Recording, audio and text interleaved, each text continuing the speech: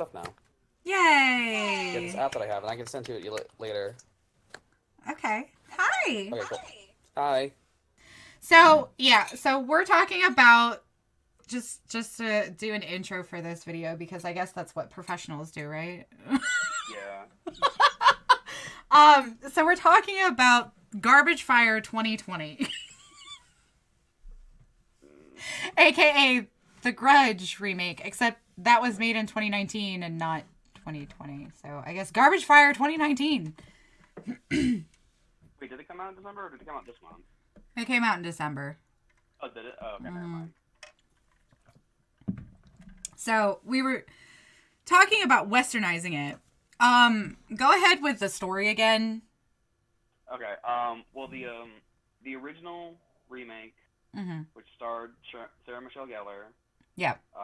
was about like a hospice nurse of some sort or whatever who lives in Japan, takes care of a lady, and she happens to live in a haunted house where the ghosts are the murdered son and wife who were murdered by the husband and dad out of a fit of rage, and that's why their ghosts are still in the house.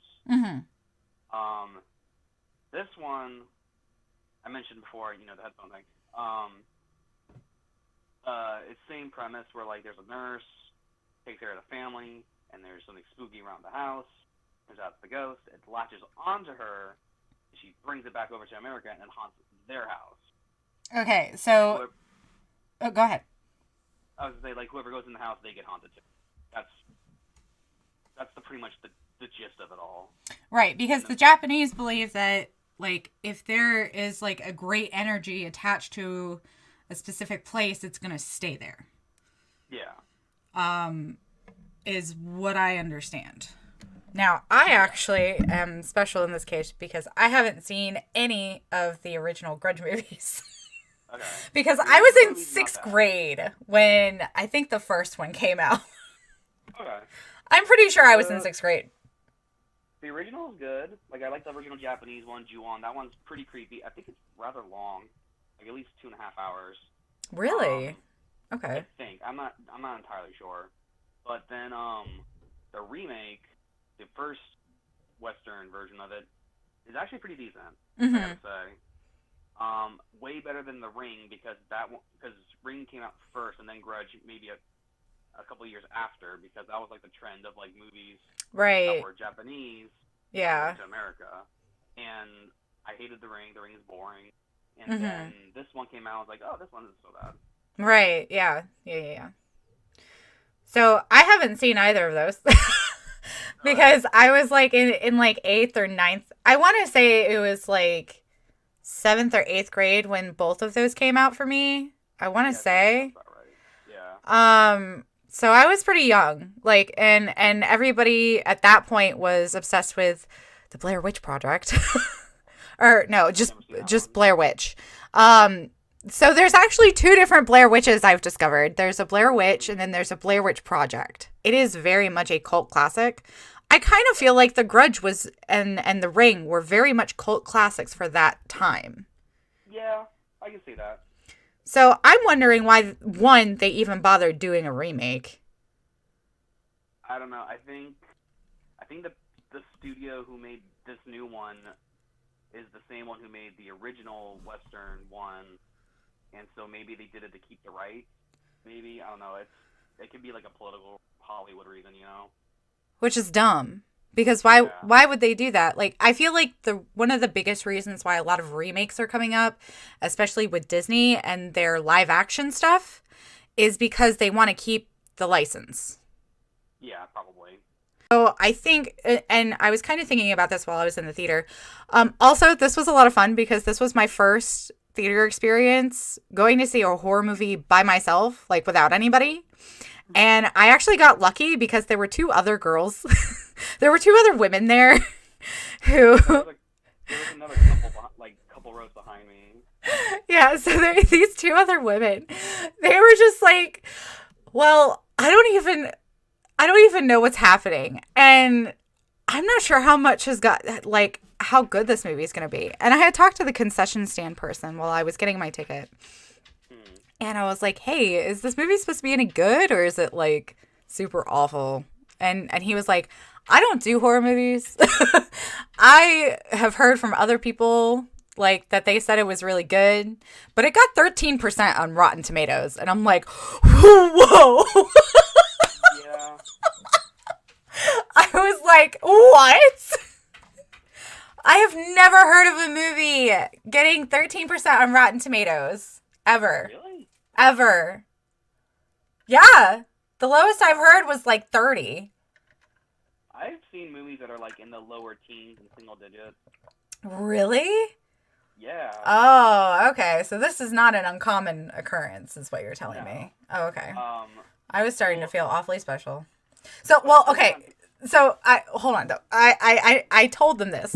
Like, I was really quiet for like the first 5 minutes just sitting there, but then I overheard them say that and I was like, listen. I just talked to the concession stand person and I asked him how good it was, and he said that it got a 13% on Rotten Tomatoes. And they started cracking up.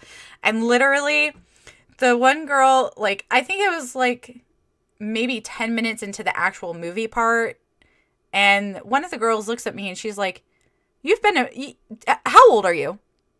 And I was like, old enough. And she was like, have you seen Mystery Science Theater? And I was like, yes. Why? And she's like, this is what this feels like right now. Because all of us were literally just talking throughout the whole, it was just the three of us in the theater. But like, if anybody else had been in there, we probably wouldn't have been talking that loud because that's rude and atrocious. And please don't do that. Anyway,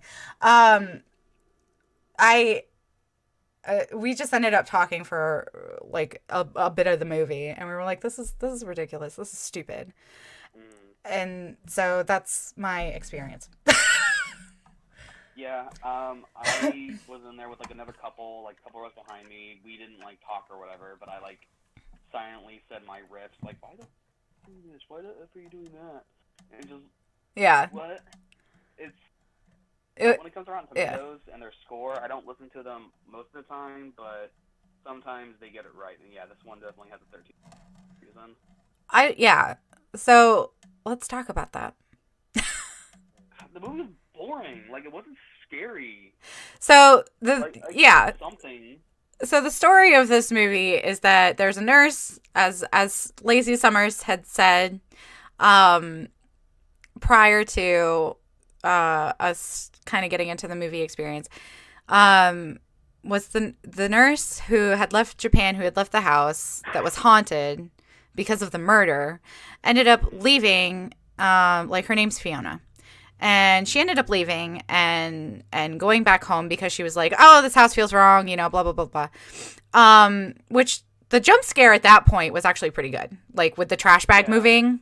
Yeah, the breathing trash bag was actually a really cool effect that I don't think either movie had. And I half expected, like, maybe, like, the, some sort of, like, body to be, like, kind of present, like, kind of hunched up in, like, a fetal position. That's what I was thinking, too. But, the arm coming out of the other trash bag right behind her was kind of dumb. That was just kind of ruined it for me. Yeah, It was very basic. Basic garbage fire 101. So she ends up coming back home, and then I get what they were trying to do throughout the movie. They follow I think like 4 different families or something like that. Like, they follow the Fiona who comes home to her husband and her daughter. They follow the cop who's actually called Muldoon. The last name is Muldoon. Yeah. Which I thought was funny because that was the name of my mom's old cat. We called him Dooney. Nice. Yeah. Poor thing. Rest his soul.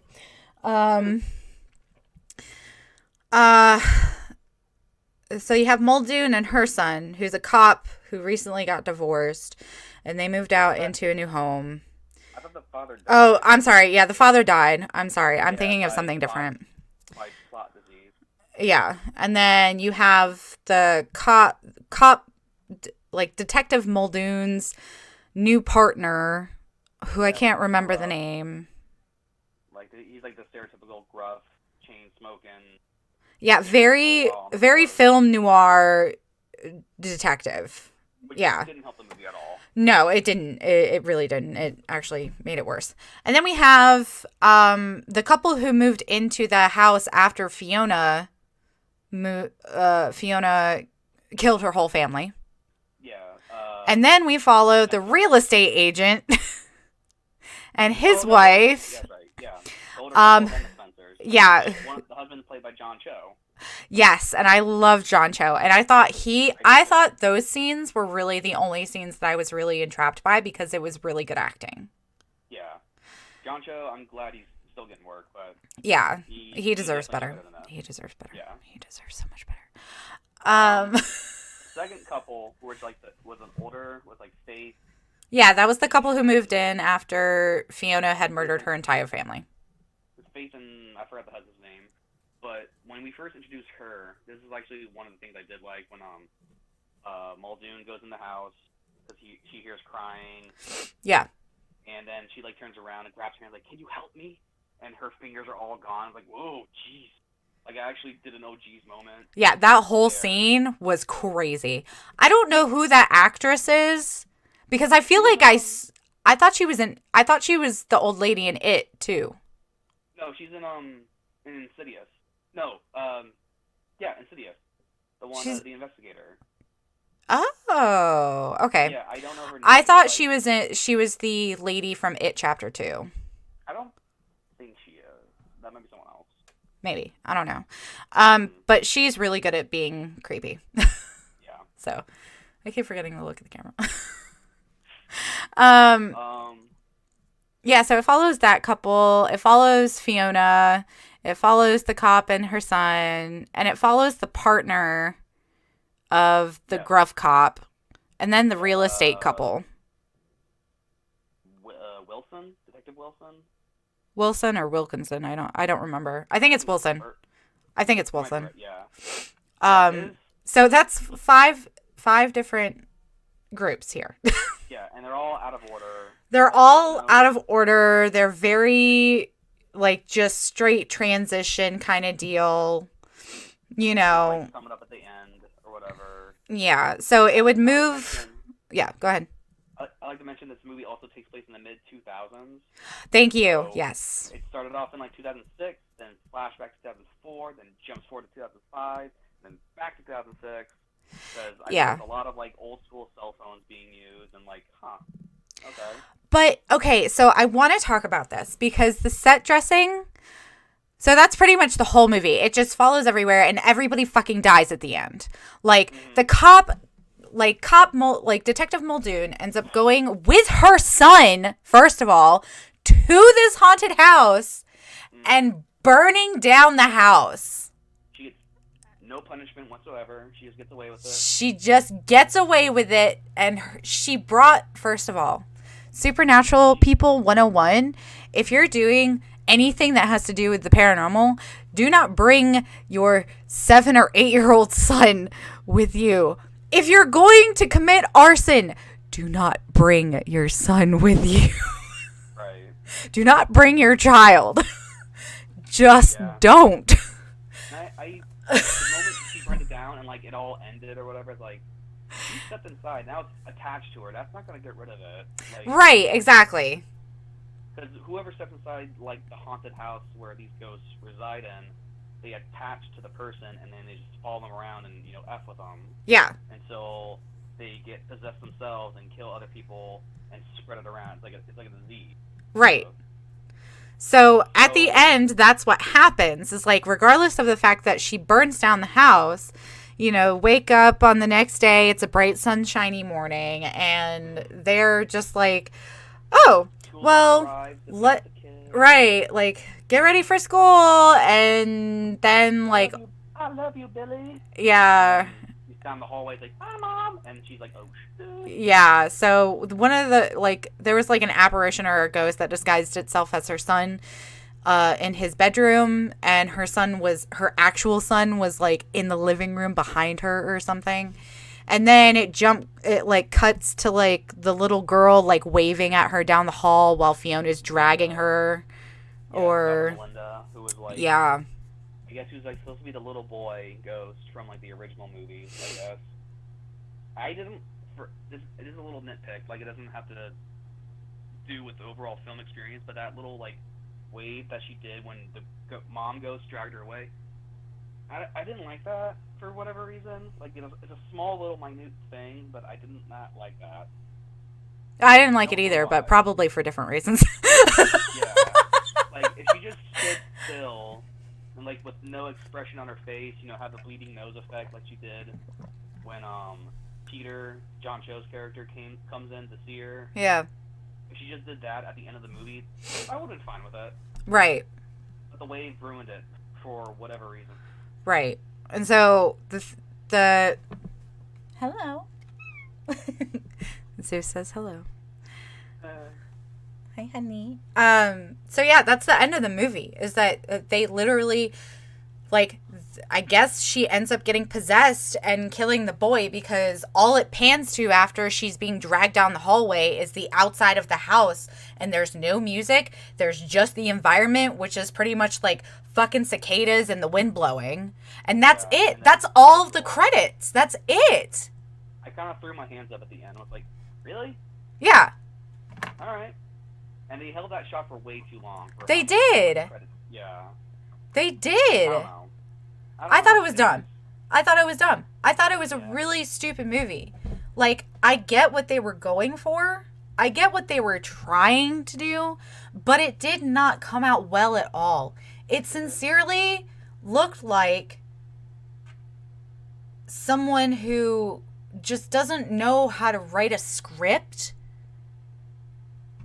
just, like, played, like, a huge puzzle with all of the different scenes that they had done. Like, there were some really good jump scares in there, and the makeup for the ghosts was really well done. Yeah, they used a lot of practical effects from what I can tell. You can always see shadows moving in the background. Ooh. Faith was crazy. They had a lot more gore than I thought was going to be in there. Yeah, that's true. You bring up the shadow thing. There's one scene, actually, when I guess John Cho, Peter, Spencer, whatever the character's name is, he, like, gets slept over at the house, waiting for, like, the parents to come home to sign, like, some moving documents or, like, the move or whatever. It's a real estate agent. That's why he's in the house. Yeah. So yeah, he came in the house because the ghost of Melinda, but he didn't know it was a ghost. Like, he just saw Melinda and her nose started bleeding, so he took her inside because he's trying to find her parents. And then, I laughed really hard at that point when, like, he got up to talk on the phone, and then you see Melinda, like, cover her mouth, and she's bleeding more. Yeah. And I'm like, what the fuck are you doing? Stop it. Yeah, But no, yeah, anyway, moving on. He sleeps there. Yeah. Gets a phone call from the wife. And then they talk. And their subplot about their baby, by the way, didn't really care, honestly. I cared. Like John Cho's wife in the movie, they're pregnant, like they're expecting a child, and the child is gonna have like a birth defect. Yeah, ALD, it's ALD. I looked it up during the movie, and it's actually pretty bad. But overall, it has nothing to do with the movie at all. Like, they didn't have to do that. Right. They could just like, we're pregnant. Like, how long do you expect? And blah, blah, blah. They didn't have to have the subplot of, like, our baby's sick or something, Right. I think they just kind of threw it in there to try and drag up some intrigue because they knew that the rest of the movie was going to be pure shit. Anyway, well, especially with the bit... Okay, go ahead. Sorry, go ahead. I'll make it quick. It's the scene where he wakes up after sleeping there, gets a phone call, talks to the wife, doorbell rings, looks in the peephole. Peephole? Yeah, it's right? The peephole. Okay. Yeah. And it's Mom Ghost as like the grudgy ghost or whatever, and he's like, huh? Opens the door to like look outside, and it cuts out the outside, and then you see the shadow silhouette of the ghost mom already in the house. Yeah. To the window and walks to the left. Yeah. And then, like, he's like outside looking around, and then you see the ghost again there, like walk up and go to the right. Yeah, I saw that. That was really cool. I will give it that. There were some really cool moments in here. Like, that scene was awesome. Let me think. There was another scene that I can't think of. The one with Faith. when the compassion aid is at their house. Oh, yeah, yeah. And Mundi or something Mooney, like I that? Mooney? think Okay. her last name is Mooney. I can't remember her Okay. first name. It's L- Lauren? Something like that. Mooney. We'll just call her Mooney. yeah, we'll just call her Mooney. So Mooney comes down the stairs. She has been called. Okay, back up. She's been called to aid the couple that had moved in Couple. after Fiona had killed her entire family to the house in which Fiona had killed her entire family. Because Faith, the wife, has is sick, and when they moved in, Yeah. they moved in to be closer to the doctor, and she had become sicker. Like, she had become more sick. Like, everything was seemingly getting worse. And so the husband, I can't remember their names for the life of me. Their husband called in what is called a, I guess, a compassion aid. Yeah, it's for, like, assisted suicide. Yeah, so it's for assisted suicide / pulling the plug, which I want to get to a point about that in just a minute in terms of the scenes, like the visuals. Okay. But Yeah. this aide stays the night, and she's, she's like, well, before we do this, she's talking to the husband. She says, before we do this, I need to make sure that she is of sound mind and she can think for herself. And she has the physical capability to do this. Yeah. Yeah. So, which is, like, I'm not gonna, for assisted suicide, that makes total sense. Like, if you're competent and able to do it yourself, that makes sense. So, kudos for that little tidbit there. yeah. Go on. Yeah. Yeah. So there's nothing else to say about that. Suicide is just really sad. I'm glad you have a moral compass, friend. So they go upstairs to meet Faith. It's not funny. I'm sorry. So they go upstairs to meet Faith, and the aide is sitting there, and she says, "Hi, Faith. How are you?" And she's trying to talk to her. And I think, yeah, Faith is just like, she's blank at first for like the first, like, I don't know, 30 seconds. I thought they dragged it out. They dragged that out too long. But then she starts playing peekaboo. Yes. But there's nobody else there except for the compassion aide and the husband. Yeah. And Faith is like, "Oh yeah, I'm talking to this little to Melinda. Like, I'm playing with Melinda." And Mooney is like, "What? Who are you talking? There's nobody there." And then, like, after a couple of, back and forth, and this was the other thing that I wanted to point out because I thought this was really cool. So you can see into the bedroom as Mooney is talking to the husband. They're standing on opposite sides of the doorways, and you can see Faith talking on the bed, and it looks like she has her arm wrapped around something. And there's a couple times where, like, Mooney will shift to forward and then shift back, and you can actually see Melinda sitting there with her long hair in the space that Faith has her arm out, just in the background, like, which is super cool. Yeah, there's that same scene, like, where Melinda's not there, cuts to Mooney, cuts back real quick, boom. Yeah, there. And it's really cool. So essentially, the compassion aids. Go ahead. I was going to say the original movies did that too, so I'm glad this movie actually picked up the same, like, tricks and everything from the original source. Yeah. It doesn't take much. You don't need to have, like, computer graphics or anything engineered. It just can be just as simple as that. It's just an illusion. It's a magic trick. Exactly. It's a magic trick. So the compassion aid is talking to the husband, and the husband is like, you see what I mean? You see what I'm talking about? She just can't live like this anymore. And the compassion aid is just like, first of all, you lied to me about her state, period. Secondly, she is not in the mindset to do this whatsoever. And the husband's like, well, I really need your help. Nobody else seems to really understand this. And he makes a point to ask her, how many people have you been with as a compassion aid? And she said 44. Now, in terms of, well, I don't know who all believes this, but in terms of people experiencing watching people die, that can have a really big effect on you. But in a supernatural sense, it would seem that because you've been so close to that veil before, you can start seeing through that veil, if that makes sense. I can see that, yeah. So the compassion aid, actually, I'm going to stop there for a minute, because at the very beginning of that introduction to the scene of the compassion aid, and you see the vinyl playing.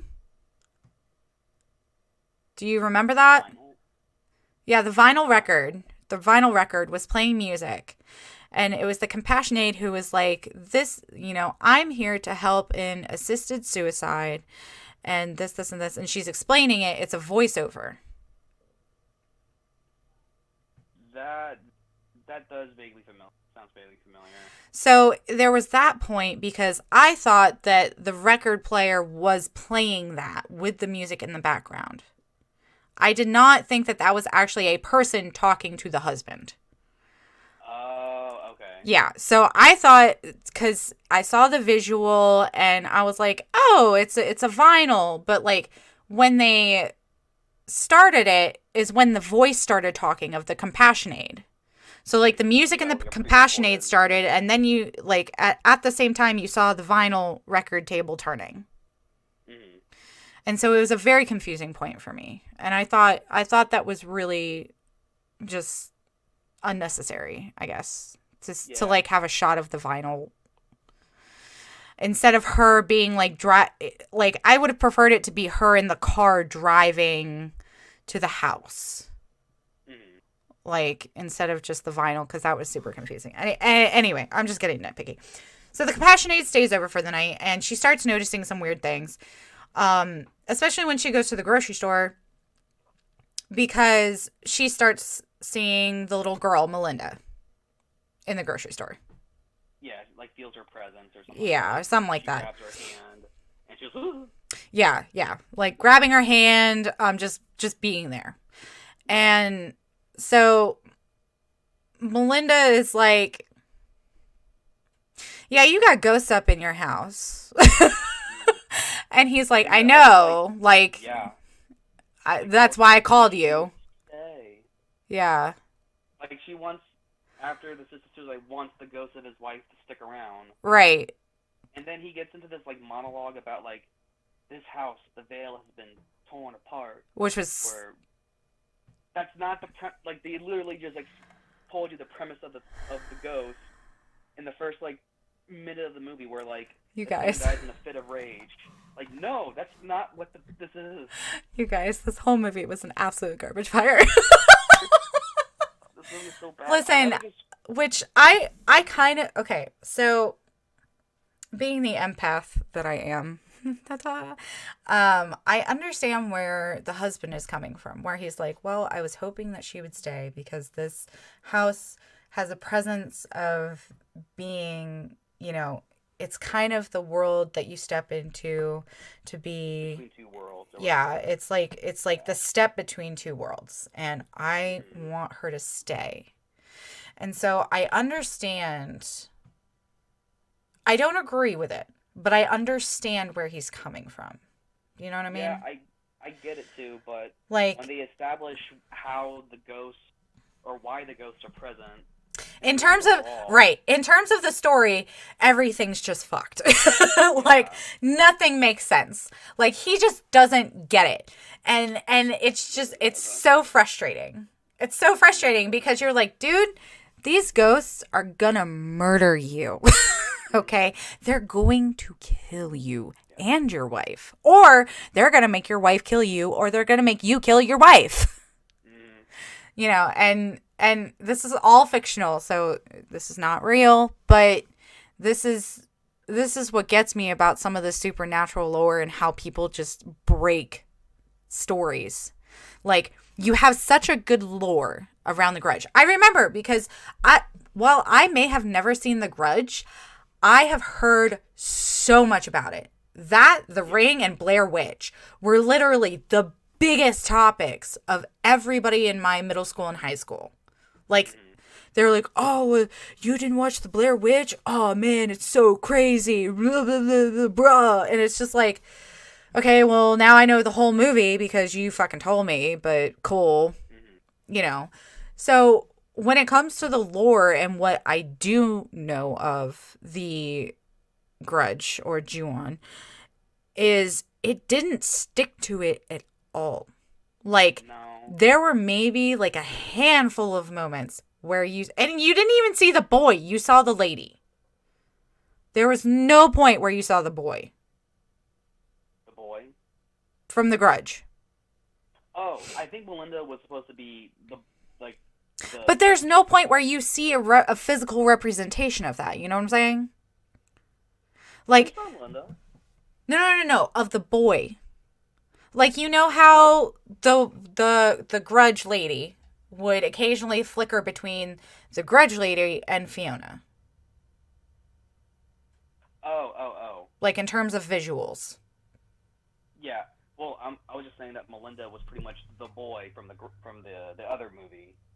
Like, she was that, I guess. Right, but why don't you do visual cues for Melinda?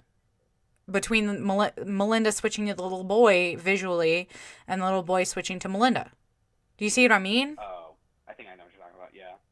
They did show the husband, which I guess I did like how the ghost, like, changed its appearance, but I guess it's, like, separate ghosts altogether, too. Yeah, this movie was garbage. This was a fun experience in terms of, like, my movie theater going experience and actually being able to talk to these really two random people in the middle of an empty theater about how, like, ridiculous this movie was. I also, like, can we just, like, it just, all of the horror movie tropes, like, all of the jump scares in the bathroom, all of the jump scares in the basement, like, one of the biggest reasons why it's hard for me to go see movies nowadays is because there's nothing original coming out. Like, everything's a fucking remake, and I'm like, you guys, sincerely, I am not going to waste $15 fucking buying a movie ticket to go see something that I've seen a million fucking times and I have a copy of on DVD and VHS in my house. Oh, also, I can stream it online. Why am I going to spend this much amount of money to go see this movie? And I know, Summers, I'm sorry. I feel really bad. Summers and I used to work in a movie theater. Summers still works at a movie theater. So whenever I go on these rants, I'm like, I feel really bad, but at the same time, I'm like, what is the point? It's just not going to happen. The trailers that I had for my movie actually showed a couple scary movies, and those looked pretty good. Honestly. Like, that trailer. The Fantasy Island trailer? Yeah, that one looks pretty creepy, honestly. That one does look interesting, and I'll probably do that one later. I'm a little hesitant because it's Blumhouse, and Blumhouse has really been letting me down lately with some of the crap that they've come out with. Yeah. Also, they were supposed to do the Five Nights at Freddy's movie, which never came out. Are they not doing it now? And I'm angry. I'm angry. No, because Warner Brothers is supposed to do it now. And we all know what happens when Warner Brothers gets a hold of something spooky scary. They're going to F it up like they did with the last couple parts of Harry Potter.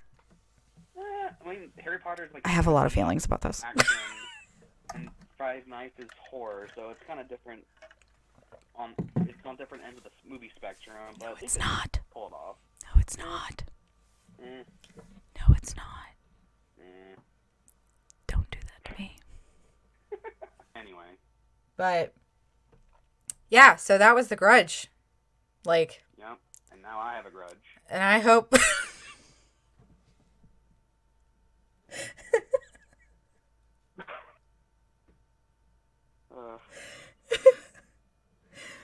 Perfect. Yeah, we both hated it. Well, I don't hate it.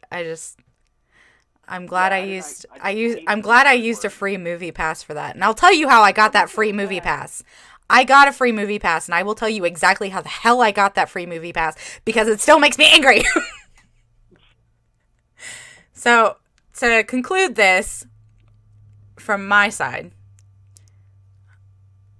I enjoyed the theater experience of it. I was semi hoping that it was going to be kind of good.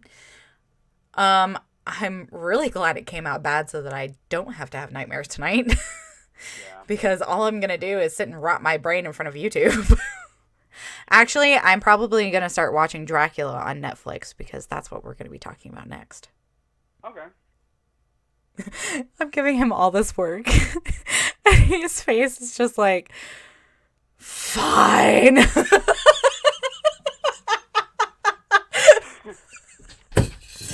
Oh my God, stop breaking my room. And I guess on my end, I was just bored the entire time. It was very boring. Yeah. I wouldn't recommend seeing it. You could just go rent. Or just watch this. You could literally just sit and watch this and listen to us talk about it, and you'll get the whole story. That's it. Yeah. That's literally all there is. I thought the dialogue was very poor. The script writing was awful.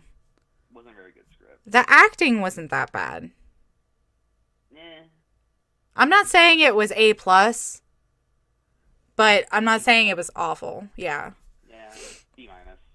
I would say that this is... No, I wouldn't even honor this as a B movie. Have you ever seen Andre the Butcher? I have not. That's a B movie. Okay. Nobody look that up. So it's a funny story. It's a horror movie that I saw in like 10th or 11th grade with my friends Mara and Randy. We were having a girls' day after school, and we got to go to the movie, to Hollywood Video, if anybody ever remembers Hollywood Video. It's like, it was the same thing as Blockbuster. And we rented, we were like, oh, let's watch a horror movie. And that was the first horror movie, I think, that I ever actually saw, and it had Ron Jeremy in it. Yeah. And if you don't know who Ron Jeremy is, don't look it up. If you're underage, or unless you're in incognito. It was just, anyway. It wasn't what you think it was. There were a couple of interesting scenes, but overall it was a generalized slasher horror movie. It was very much a B horror movie. So, gotcha. But this movie, I didn't like it. There were a couple of cheap jump scares in it. I don't think it was well done at all. I think they could have, if they had put more time and effort into the script and a lot of other things, it could have been better. Yeah. So, and literally, we just made this decision today. I was like, hey, I'm going to go see this at 5. When are you going to go see it? Are you off today? Can we talk about this? Because poor Summers. Can we please just give a preach to Summers? Because I've been bothering him about doing a horror scene for like the last 3 weeks. Because first we were going to do Black Christmas. But that lasted like at least like 2 weeks in the theater. Like it was. Yeah. I heard that was garbage too, so I didn't even bother it. Yeah, I heard yeah. That was so, but hopefully we'll have something better down the line. Yeah, which, I mean, I'm actually kind of glad that it was bad, because now I feel like we have more, well, not really, but we have something different to talk about between the other 2 horror scenes that we've done. You know what I mean? Like, because we did Us, and then we did Midsummer. Oh, God, Midsummer still fucks me up. That was a good movie. I like that movie a lot. You still need to see Mother. I do. Yeah, we can talk about that one on another episode. Yeah. So, we have a lot of plans. My mom actually, surprisingly, which, to me, it's a surprise. Summers kind of knows my mom. My mom, sorry, I have a really bad itch. My mom actually suggested a couple of older horror movies for me to check out. Okay.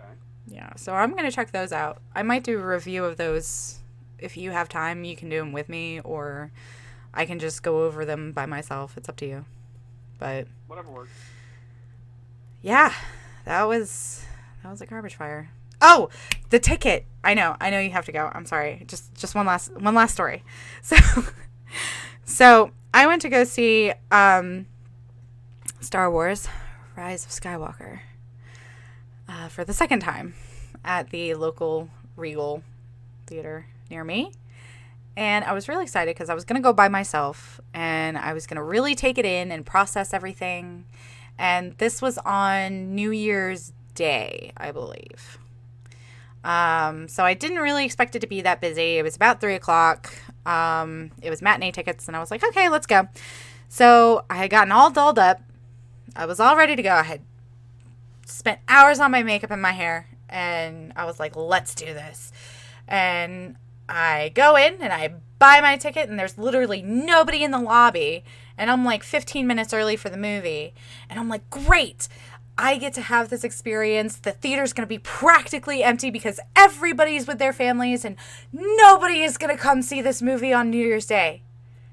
And then I get into the theater and I sit down and not 5 minutes later, a whole group of people just pile into this theater, right? Like, I mean, I'm in a single seat. I picked this seat because it had perfect access to the screen. To be fair, the first time I saw it, it was in IMAX, and it was pretty cool, and I got a free t-shirt, and I was with my little sister, so it was awesome. But I wanted to see it the second time because I wanted to process everything. And I was like, yeah, I'm ready. Let's do this. It's going to be awesome. And all of these fucking people just walk in, and they are so loud. And then all of the previews and the trailers start playing and everybody is still really loud. And I'm like, guys, can you please be quiet? Like, I actually want to pay attention because, like, the trailers might have been different. And there's a family sitting next to me. And then there's, like, these 3 annoying, like, little girls next to me who have their phones out and they're giggling and laughing. And then the family over here is like, Mom, can you go get us some popcorn? And I am just, like, sitting there. I'm like, I can do this. I can do this. I am not having an anxiety attack. I just want to watch my fucking movie. And all of these people, I swear to God, Summers, are just sitting here talking and they're like, oh, look at this little bit meme. Look at this meme. Look at this meme. Where's Baby Yoda? And I'm like, you motherfuckers haven't seen a fucking Star Wars movie in your entire life, nor have you ever been to a movie theater because you are so disrespectful. And I left. I left because I was so angry. I didn't even get through the first 10 minutes of the movie. And I was really mad because I was really excited for my emo girl to come out so I could see Kylo Ren. And I left. I got up and I left because everybody was talking and using their phones in the middle of the fucking theater. And I went out there and I looked at the manager and I said, I have never done this before in my life, but can I please have my ticket back? Because I think the only other time that this has ever happened to me is when you and I went to go see Avengers Endgame. And we were so close to finishing the movies, and that group of fuck faces next to us who were like, yeah, Thanos, blah, blah, blah, blah. And, oh. Yeah, well. So I ended up getting the free movie ticket, and that's how I got to go see The Grudge today. Nice. And the manager literally looked at me, and he was like, I'm so sorry. People are so disrespectful. That's what he said. He's like, he grumbled it, and he was like, people are so disrespectful. I don't understand. And I'm like, I don't either. I just want my money back. And he couldn't give me my money back because I got it through Fandango, and he couldn't process it for some reason, so he just gave me a free movie ticket. Gotcha. Oh, God. Okay. And that's my story of how I got the ticket to see The Grudge today. And there's my anger fest. So I'm sorry. I know you have to go. Yeah. But, I'm just gonna sit here, about the movie. swallow all my anger spit. So anyway, ending. Yes. That movie was shit. Yeah, it was. Please just watch this. Don't go see it. Don't waste your money. Yeah. Any last words? All right. I guess until the next horror scene. Yeah, until the next horror scene, buddy. All right. Have fun at karaoke night. I will.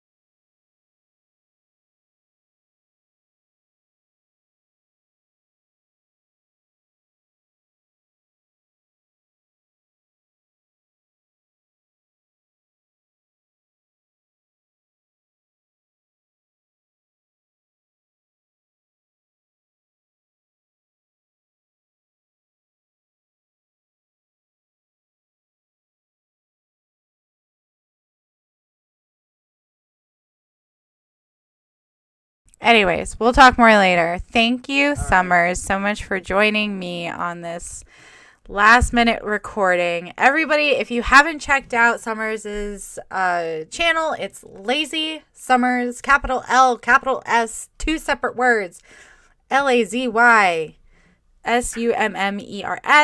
Lazy Summers. He's been putting out some really awesome gameplay stuff. And hopefully he'll be putting out some movie stuff pretty soon. Yeah. Some more movie stuff instead of going and getting tattoos. All right. We'll see you guys later. All right. And thank you again, Summers, for jumping on here. Go have fun at karaoke night.